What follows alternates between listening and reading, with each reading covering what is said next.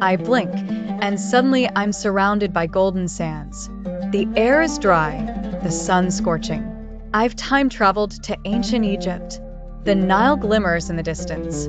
Palm trees sway gently as I step into a world where gods walk, pharaohs rule, and everything smells like incense and stone. The Nile is life. Everything in Egypt revolves around it. I see farmers lining the river, lifting buckets using shadows.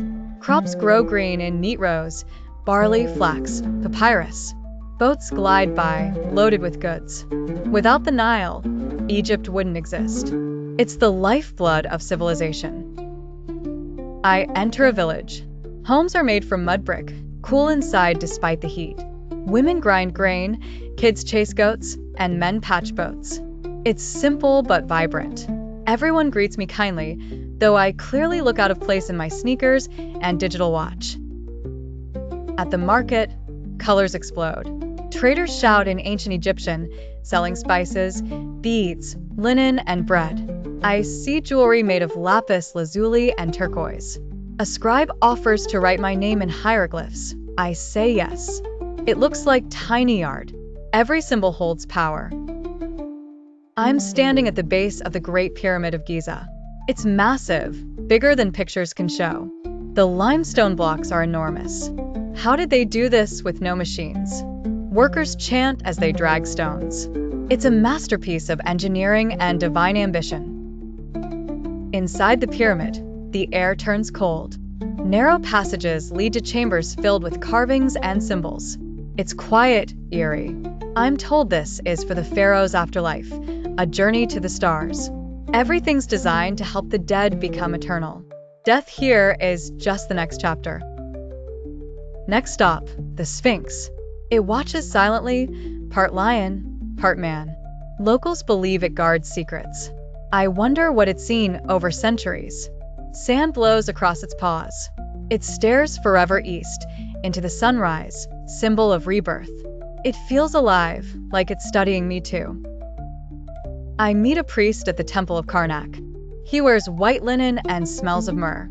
He shows me sacred rituals, lighting incense, offering food to statues. They believe gods live in these temples. The walls are covered in hieroglyphs and colorful stories of divine kings. Pharaohs are considered gods on earth. I catch a glimpse of one riding a golden chariot, surrounded by guards. The crowd bows. His headdress glitters in the sun, the cobra symbol watching us. His word is law. He's not just a ruler, he's the bridge to heaven. I visit a school for scribes. Boys learn to write on papyrus using reed pens. They practice hieroglyphs with serious faces. Becoming a scribe is a great honor. It means power and stability. Teachers drill them hard. Knowledge is sacred here, passed on in ink. A craftsman shows me how they make statues. He chips away at stone with bronze tools. It's slow, precise work. Gods, pharaohs, and animals come to life under his hands. He says it takes years to master. Art is more than beauty here. It's a connection to the divine. In a noble's house, I see murals of hunting, music, and banquets. The walls are storytelling canvases. A harpist plays softly. Servants pour wine and offer roasted duck. They live well, plenty of luxury and leisure.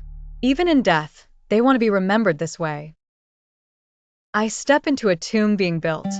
Workers carve spells and place jars with organs, liver, lungs, stomach. Each has a god protecting it. A painted coffin waits, ready. Everything must be perfect. They believe the soul travels on a perilous journey to eternal peace. I watch a mummification ritual. It's intense. The body is washed, organs removed, then packed with natron salt. It takes 70 days. Priests chant and perform rites. The goal? Preserve the body forever. Without it, the soul can't recognize its home in the afterlife. At night, I lie under stars, listening to tales of RAs sailing across the sky and fighting darkness. Egyptians saw the heavens as a giant map of gods and destiny.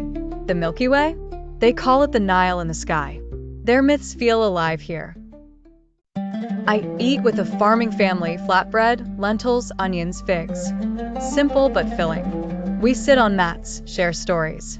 They talk of floods, harvests, and offerings to Happy, the Nile god. Life is hard but hopeful. Their world is harsh, but full of meaning and ritual. Animals are everywhere and sacred. Cats are treated like royalty. I see one lounging in a temple. Killing a cat here? Punishable by death. Crocodiles are worshipped too. There's even a god with a croc head. In Egypt, even the animals are divine messengers. I stumble upon a festival at Luxor. Music, dancing, and offerings fill the streets. People celebrate the Opet festival, honoring Ammonius. Giant statues are paraded down the avenue. It's a spiritual and joyful explosion. The line between religion and life doesn't exist. It's all one. A soldier tells me about battles and strategy. Egypt has enemies on all sides: Nubians, Hittites, and desert raiders. He trains with bows, spears, and chariots. Military life is tough, but honored. Defending Egypt is defending the gods themselves. War is sacred and personal. I explore an obelisk. Tall, slender, shining like a needle to the sky. It's carved with names of kings and praises to our obelisks are sun catchers, meant to connect heaven and earth. Just standing beside one makes me feel like time is folding. In Memphis, the capital, I see the city pulse with officials, merchants, and priests. It's political, religious, and commercial all at once. Statues of Ptah line the streets. This is Egypt's brain, not just its heart. Decisions here ripple across the Nile Valley. I visit a library where priests keep scrolls, astronomy, medicine, math. They chart stars, perform surgeries, and predict floods. These aren't just wise men, they're scientists in linen. Ancient Egypt wasn't only about pyramids. It was a cradle of deep knowledge and innovation. A merchant shares stories of his travels, down the Nile, across the desert, into Nubia. Egypt is the hub of the ancient world. Spices, gold, incense, and ebony pass through here. Trade isn't just business. It's diplomacy, culture, and magic exchanged in every deal. Even makeup has meaning here. Men and women line their eyes with kohl, not just for beauty, but to protect from the sun and evil spirits. Perfumes are made from lotus, frankincense. Appearance reflects harmony, health, and piety. They wear their beliefs on their skin. A young girl teaches me to play a board game, Senate. It's like life, a race of fate, luck, and divine favor. Pharaohs were even buried with game boards. Winning isn't just fun, it means you're in tune with the gods. It's more than a game, it's destiny. Sunset at the temple turns everything gold. Columns rise like forest trunks, covered in stories. I listen to the wind whisper through stone. Time doesn't feel linear anymore. The gods, the people, the pharaohs, they all feel present. I'm not just visiting, I'm living it. Before I leave, I visit a shipyard. Giant boats, ropes, sails. They're building for the afterlife too. Tombs include models of ships to sail the soul to paradise. Egypt is obsessed with the journey, of body, of spirit, of time itself. Every detail is part of the bigger picture. My portal buzzes. It's time to go. I look back at a world of mystery, order, and wonder. Ancient Egypt isn't just old. It's alive, flowing like the Nile through time. They built for eternity, and somehow they made it. I step forward, carrying pieces of the past with me.